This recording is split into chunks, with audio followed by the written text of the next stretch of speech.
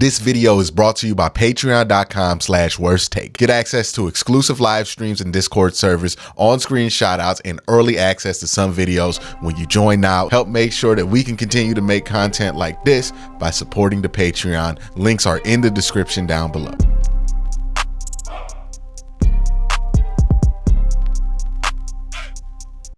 All right, so we got some breaking news here with Amari Cooper. He's been traded to the Buffalo Bills. We'll talk about what that means for Cleveland. If you're a Buffalo fan watching this video, who Amari Cooper is and what he will provide for you, and also what the compensation is, and do I think it's a fair offer or not for both sides. Let's talk about it. Amari Cooper traded to Buffalo. Buffalo is getting Amari Cooper and a Cleveland Browns 2025 sixth-round pick in exchange for a 2025 third-round pick and a 2026 seventh. So the Browns get a seventh-round pick in next year's draft and a third-round pick in this year's draft in exchange for Amari Cooper and one of their extra sixth-round picks. You got to remember, the Browns have like 5, 6, and 7th-round picks that they have to offload. So this is a smart use of one of those extra 6th-round picks because you're not going to roster all those 6th and 7th-round picks more than likely.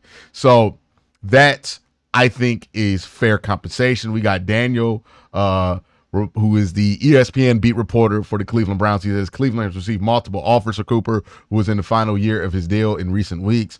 The Browns have converted the majority of his signing and salary in a bonus, which made him even more appealing. Cleveland now gets draft compensation for a player who is likely on his way out in free agency. And the third-round pick you get for Amari Cooper, likely much larger than any comp that you would have gotten for him walking away in free agency. We talked about this having to make sense for what you're going to take the hit on for trading Amari Cooper in the salary cap. This makes enough sense for the Browns to take the hit, is to get that third-round pick because that's a good enough pick here, and they didn't have to give up anything valuable other than like what Amari Cooper for the rest of the season and a 6th-round pick. We know where this Browns season is going right now. It's not going good. They have not played good football. It makes sense that they moved on here, and sending them to Buffalo really makes sense there too. If you're a Buffalo fan watching this video, I think you're going to be excited about what you're going to get out of Amari Cooper. He's an older player. He's definitely not as fast as he used to be. If the last time you saw Amari Cooper play was for the Oakland Raiders, you're going to be surprised that he's a little bit slower, more of a physical style of wide receiver. But he's still crafty. He can still get open. He's going to be somebody you're going to rely on first down. Once him and Josh Allen get chemistry on those quick slant routes that he's so good at, you're really going to appreciate having him.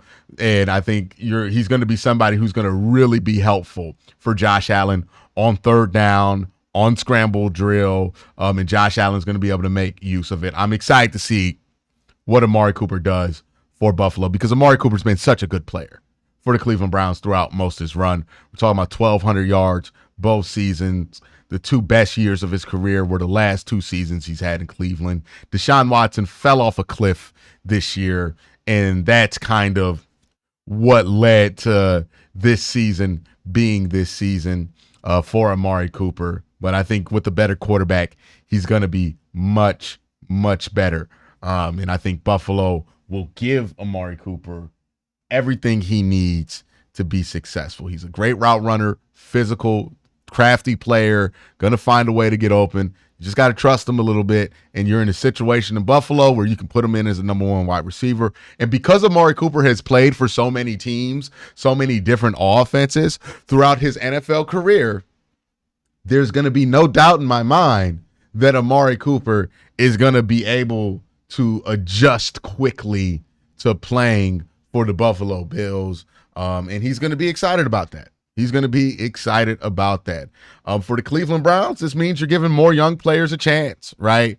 You're going to give more chance for Jerry Jeudy. A lot of people have been begging to see more of Cedric Tillman, more of Jamari Thrash, more of some of the younger players they have in this skill tree. You're going to get a chance to evaluate those guys. It would be nice if we got to evaluate them with a different quarterback playing than somebody who has some of the worst EPA numbers and advanced numbers since 2011. We're talking about Jamarcus Russell territory with Deshaun Watson right now. But if that's not going to be the case, it's still going to be nice to be able to see these guys out there. Look, this is an obvious move that the Browns don't think they're going to be able to reach their win expectations for a wide receiver this year, not this year, their win expectations for the season this year. And it's interesting, too, how this lays out. Devontae Adams goes to the Jets right after the Bills play the Jets. And then the Bills, right after the Devontae Adams news breaks, they pull the trigger on getting Amari Cooper. There's definitely wide receiver wars going on there in the AFC East. But right now, the Browns are just starting to get rid of some of their older 30-plus players because it's starting to become obvious that the Browns aren't going to be able to reach those expectations this season. So some of these players who are on this team right now that were on this team because this team had win now expectations, probably going to be on the market here, especially if they have multiple years left on their deal. So I wonder if somebody comes knocking for Zadarius Smith. I think the Browns would be interested in that. Dalvin Tomlinson, they might be interested in moving on from him. Any player, Greg Newsome might be somebody that they're not really thinking about keeping long-term and that they'd be willing to trade to somebody to get some compensation now.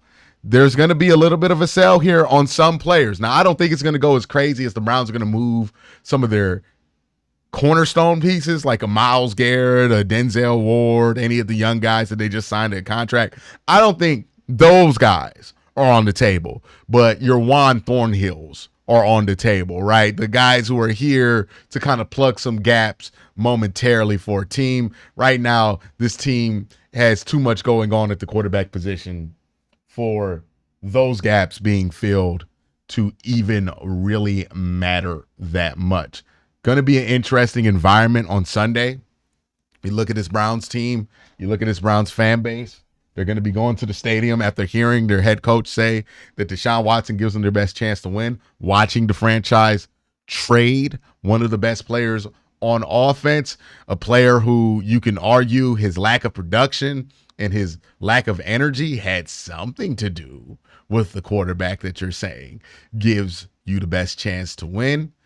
Yeah, look, it's going to be ugly in that stadium this Sunday. I don't really want to fool people into thinking it's not going to be ugly. Fans are not happy with the state of this offense, and you just move the player off of it. You really got to perform. And it's also interesting that we're playing the Cincinnati Bengals again after getting rid of a wide receiver. We did the same thing with Odell Beckham, where they got rid of Odell Beckham. They played the Cincinnati Bengals. They had that one good game, and then the rest of the season went like garbage.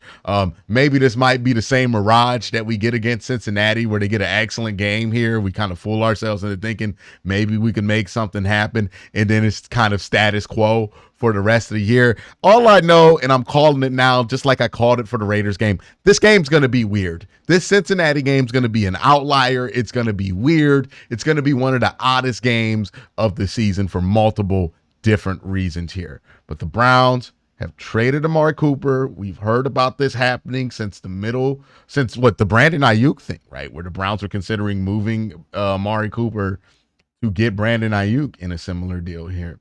So this is no surprise. No surprise here. I get what they're doing. I don't mind it. Amari Cooper was going to be off this team by the end of the year. You get a third-round pick for him. And you can use that third-round pick for multiple different things, right? You don't just have to draft a wide receiver with that third-round pick. You can use that third-round pick in a trade-up to get a quarterback that you want in the draft. You can use that third-round pick to pair with other picks to move up in the second round. You got a lot of flexibility when you get an extra third-round pick, especially when you're going to be picking as high as the Browns project to pick this year. So that's going to be an important tool for the Browns to be able to maneuver in this draft. And I think that's also another reason why this deal just makes a ton of sense at this point. But let me know what you guys think. Are you guys excited about trading Amari Cooper? That's probably not a great way to phrase it. How do you guys feel about getting a third round pick back for Amari Cooper? Do you think it was fair compensation? Who else do you think is next? Do you think Juan Thornhill is going to get dealt? Do you think Zadarius Smith is going to get dealt? Do you think any other of the veterans that are on here are going to get moved anytime soon? Let me know what you think in the comment section down below. Y'all have a great day. Have an even better night. Peace.